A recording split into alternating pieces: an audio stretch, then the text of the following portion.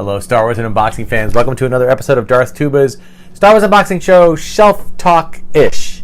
Okay, instead of bringing the camera to the shelf, I decided to bring the shelf to the studio so you could see what we're going for here. So, what is this? Well, anybody here who is my age or close to my age, or maybe up to 20 years younger, will remember a time 20 years ago, this week actually, where hype was at a fever pitch. It was absolute bedlam all over the place. And why?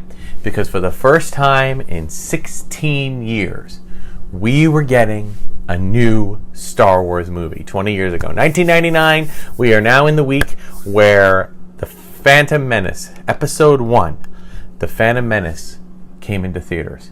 And this, my friends, was a big deal. And I've said this before on this channel.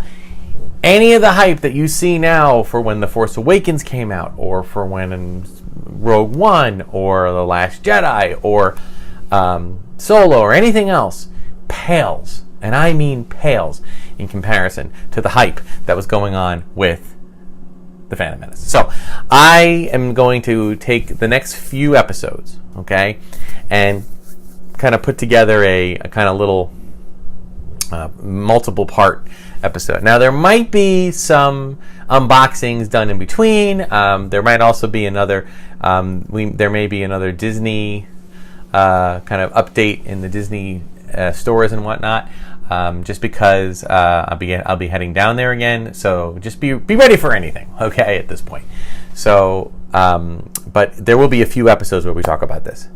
So first off, you have to understand that back in the 90s, internet was young. I mean, it wasn't really young. It had been around a few decades, but not everybody had access to it. Not everybody was really fully vested in it.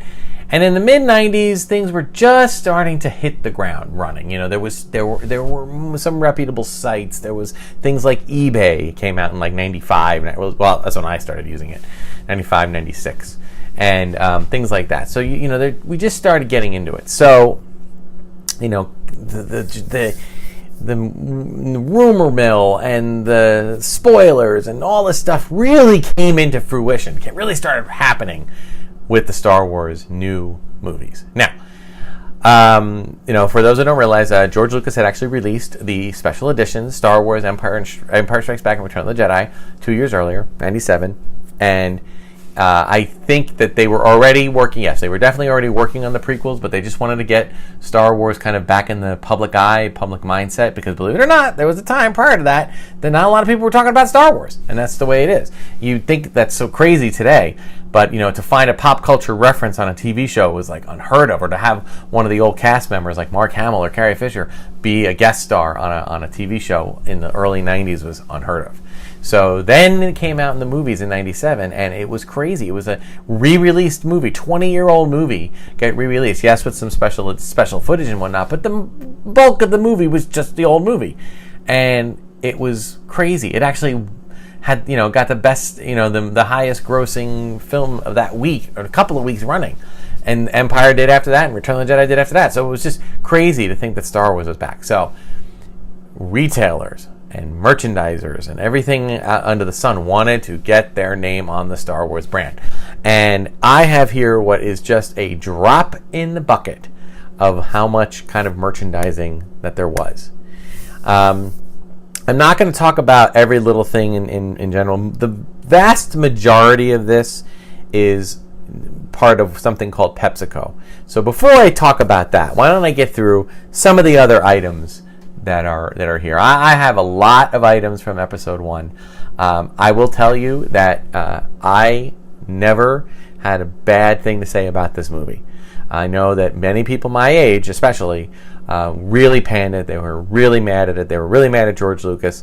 I mean, there have been whole books written about how, it was just a money grab, I have never believed that about George Lucas. It's my opinion. You can disagree if you'd like. But my opinion has always been that George Lucas was a storyteller, is a storyteller.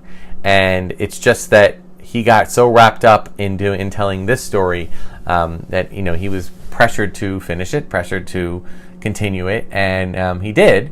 And he told the story he wanted to tell. And he had, beats of this story all the way back when the first movies back in the 70s came out, but it wasn't fleshed out. So he fleshed it out when it came time to do a prequel or prequels. And I've always felt that I understood why he did what he did. I understood, the reason for that. So I'm totally cool with it. So why don't we talk about what we got here? So first off, we have the Pod Racer. This is a Hasbro action figure, Anakin Skywalker Pod Racer. Comes with a little handle and a little button here that kind of flares the vents or whatever. And that's pretty much it. It's just a vehicle, all right. Not too much play value, but it really was kind of cool. It has a nice thing to it. There was also a Sebulba one, which I have, but I will show that to you at a later date. Okay, so we're gonna put these things on the side. There was an amazing amount of collectible figures, and we'll talk more about them in detail. This one has a special place in our heart. This is the Opie Sea Killer. Came with this little opening mouth. You can put a figure in there and kind of have them go across. It was really cool. My daughter, when she was very young, her first live-action movie, she was 3 years old, was Episode 1 of The Phantom Menace. She, believe it or not, my daughter's, I wouldn't call her a weird person. She's my daughter. I love her. But she loved this thing. And she used to think it was in bed with her. She would sleep with it like you would like a little stuffed animal for a while. So, I don't know, it gave me nightmares. But, she liked it. So, okay, more power to her. And then they had some more rare items, like this is the Episode 1. You'll notice if you look at the box closely, it'll say Episode 1, Episodio 1. This is actually a European Iopi and Qui-Gon Jinn 2-pack. Okay, there's the back side of it. And I didn't open this one because it was a little bit more rare, and I decided to kind of keep it boxed. I think I got another one eventually that I was able to open up, so I decided to keep that one where it is. Okay, and then I want to talk a little bit about, I'll get to this one in a second. Let me talk a little bit about, this is one of those things you saw, you go into the, the supermarket and they have all those little balloons with sticks on them right at the checkout, and it was a Darth Maul, and I thought it was so cute. So I bought it. $19.99 I bought this, meaning that's not how much I paid. That was the year I bought it. $19.99. And the thing is still there. I actually did lose the stick, but it's still holding together, so there we go. It's not helium, it's just air, so I guess that's part of it. So I'm going to kind of toss it over there for now, so we have some room here. And then the next part of this, let's talk about these figures. Now, this is almost what the action figures looked like when they came out here in the United States. However, this you'll notice is a 2-pack. This is R2-D2 along with a battle droid. In Europe, I think in England, they actually had 2-packs. They would have a figure released with the battle droid. What a great way to build your armies. Dominoes, that's what I was afraid of. What a great way to build your armies. Here's a C-3PO with a battle droid. So I have C-3PO and R2 and 2 battle droids. I opted to keep these in their package. I do have all these figures loose, but I just wanted a little sampling of some of the cool figures that they have. All right. And then, one of many, here's my Jar Jar, my love for Jar Jar. Here's my Jar Jar tumbler, okay? I just liked the character. I liked the character art. And this is just standard, kind of things that people put the Star Wars or character name on. So, that's all there is to it. Now, the rest of this stuff, to understand all this, you need to understand that PepsiCo made a deal with Lucasfilm for promotional rights. Now, PepsiCo, for those who don't know, obviously the name sounds familiar. They own Pepsi, but they don't just own Pepsi.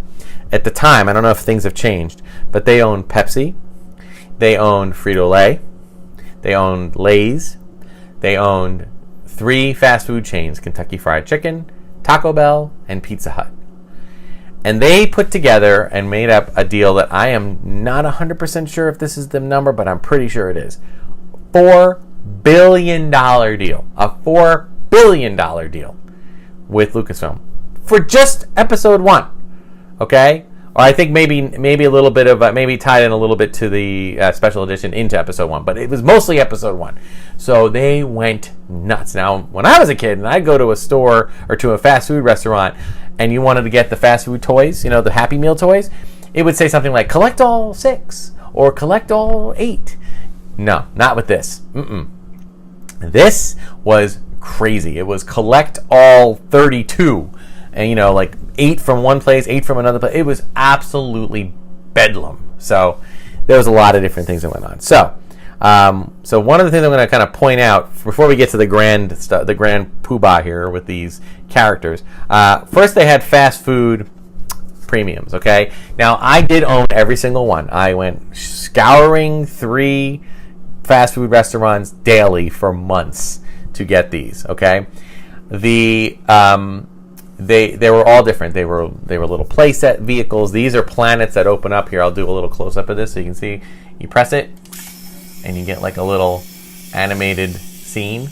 This is Coruscant, and that was the Senate, which is one of my favorite scenes. So I decided this one I got to keep. I did eventually get rid of the rest of them. Why? Because as a collector, 20, it was really cool. They each came in boxes, and the boxes were each a puzzle piece that would, you put the boxes together, and it would be a picture of, like, really a lot of the stock, movie poster imagery that you'd see for the movie. And it was fantastic, but eventually there's so many other things came out that I had to make some decisions. So this little guy, he stays in the collection.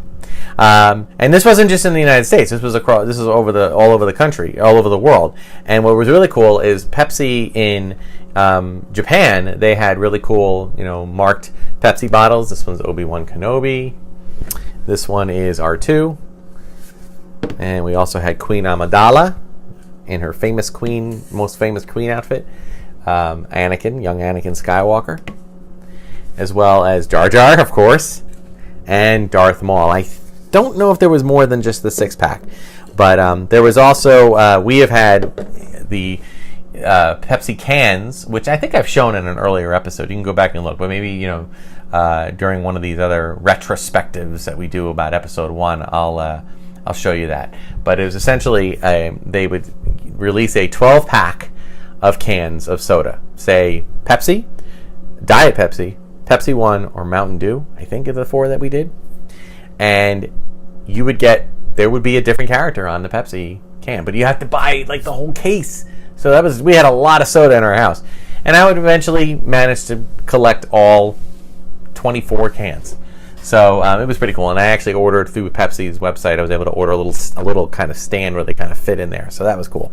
And in addition to that, they had little things like cups like this. I think these are like movie theater cups. And again, you can see a lot of the imagery is the same. Darth Maul, C-3PO. Here's Sebulba. So some different characters. Yeah, most of these were either movie premiums or they were... Oh, this is the Star Wars Trilogy Edition. Sorry, that was earlier. This looks like, Episode 1. This is a Taco Bell cup. Yeah, you defeat the dark side. Of course, there was some games and some prizes with that. Another Sebulba one. And then we had some things like the Queen Amidala. These are just paper cups, again, from Taco Bell. Here was Episode 3. Yep, I'll have to save that one for another day. Another Qui-Gon and Obi-Wan cup. This is from Kentucky Fried Chicken. Another Jar Jar. A Boss Nass. Boss Nass, one of my favorite characters. All right, so there was lots to do. But one of the larger things, besides the toys, were these awesome cups. These were character cups. Okay, in the bottom of it, I mean, they really didn't cheapen this. You had your character. Okay, there was your character, and then underneath it, there was like a drawn out lower half of the body, and you could undo it. But I usually got these things really. It was a little hard to get them all together. I absolutely adored this. I thought these were so cool, and you put a straw in the back. I don't think anybody ever drank out of these. I think for the most part, these, you would buy these and they would just kind of give them to you in a bag and then give you your drink. But, they're a little awkward, but they were so cool. So I kept these. I thought these are really cool. So, of course, Mace Windu. Okay, there we go. And now we get into some ancillary characters here. Here is Newt Gunray. Okay. This one's a decoy. I mean, really cool. I always like this character. I always like the look of this character. course, Anakin Skywalker. And he came with his little pod racing handles, so he looked like, and his helmet, which I thought was a cool look. That was nice that they were mixing things up a little bit. Here, of course, Jar Jar. Mesa no Hava Booba. Still love him. Still love the character. This is Captain Tarpals. Whoa. Unfortunately, Captain Tarpals just came off of his cup. But, and again, they're a little bit challenging to get on there, so you got to be careful. How we doing here? Oh, of course, Queen Amidala. I will sign no treaty, Senator. Oh my God, we used to quote the lines. We loved it. I mean, God, my wife and I would go see it. We saw it multiple times. We had such a good time with it. Watto, one of our favorite characters. I love the look of this character. I love the way that it was designed, and I just loved his whole mannerism. Probably because he reminded me a little bit of my dad, because my dad was like a used office furniture salesman. Not really, not like Watto, but just kind of like, just that whole thing. No money, no pots, no deal. But it's kind of a caricature version. Of course, Darth Maul. Again, really cool character. And man, people were all over this character. And a lot of people got so upset when he died. Well, of course he didn't die, but I was okay with it. And I was okay with him coming back in the Clone Wars and showing up at the end of Solo. Spoiler alert. Here's Yoda. Now this Yoda, I will say, looks a little bit more like the standard Yoda. It doesn't really look like the Yoda we saw in Episode 1. The puppet Yoda in Episode 1 was a little bit odd. I will say that. But I didn't mind it. And here's Sebulba. Me take your poodoo. Really fun. I love this character. I loved the Doug character with walking on the hind legs, and it's just really, really cool. Of course, it'll be go, you are no thinking, you are greater than the Gungans, Boss Nass. Love it. I love that this is what happens to a Jar Jar character when it gets really heavy. So, pretty cool. And then last but not least, certainly not least, we have R2. And R2 was different than the rest, because R2 kind of came in this, you'll see, this framed top, and then you would put the bottom in. Unfortunately, it was kind of a poor design because the bottom, when you did the bottom was actually a little bit shorter than the legs. So, but it was all right. I mean, it was just part of the thing. But it really looked like R2, so that was really cool. So, these were just some of the many, many different things that PepsiCo offered. And there's an old episode, you can go back and look, and I say one of my greatest and favorite pieces of collectible pieces in my collection is the R2-D2 cooler. And this was something that was only as a prize. You could win it, but you could never buy it. And, unless you bought it secondhand. And it was about this big, and it looked like R2. It had, the dome head that would come off. Little one, like this tall.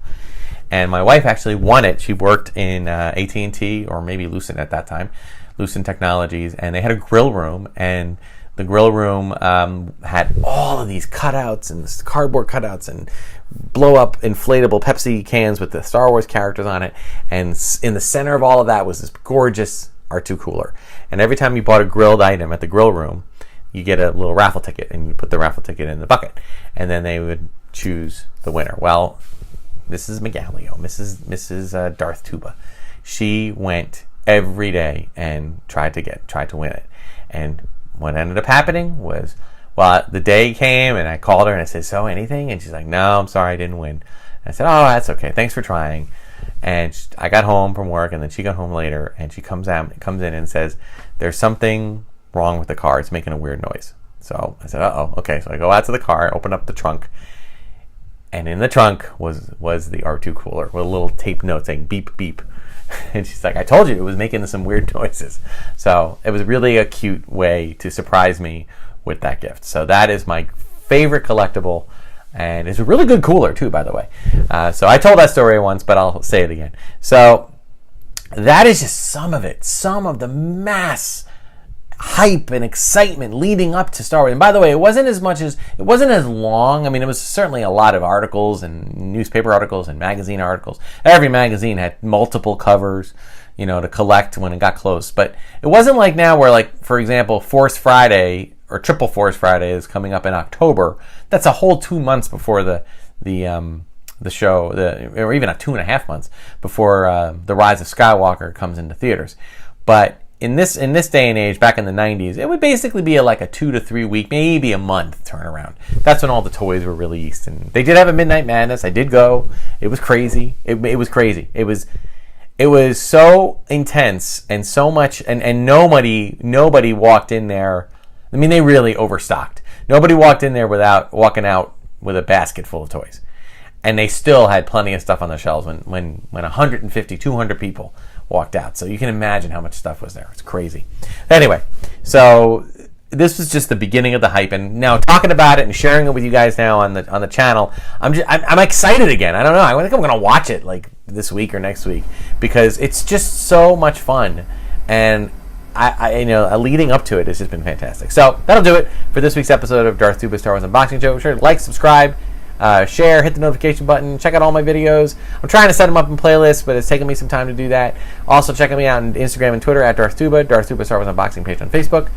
And leave a comment if you have any other things. There will be more episode 1 stuff soon. This is the hardest one because I had to go through like reaching into a cabinet to get all this stuff out. So now that's good. Now we can kind of pick and choose other stuff that a little bit easier to do. So thank you so much for watching. Until next time, may the Force be with you.